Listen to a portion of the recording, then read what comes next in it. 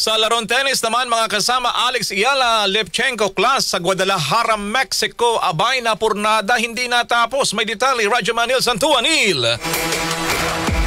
Mga kasama, nabitin ng bakbakan sa pagitan ni Pinay tennis ace Alex Ayala at Amerikana na si Varvara Levchenko sa Guadalajara 125 Open.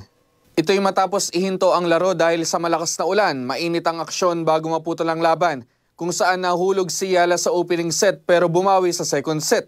Sa decider, umarangkada ang Pinay netter at kumamada ng 3-2 lead nang itigil ang laro. Ang panalo sa match na ito ang magdadala kay Ayala sa quarterfinals kung saan nakatambay na si Nicole Fossa Huergo ng Italy. Samantala, nakatakda namang ipagpatuloy ang sagupaan bukas sa parehong venue. Para sa ating Arimen Sports, Radyo Maniel Santua Tatak, Arimen!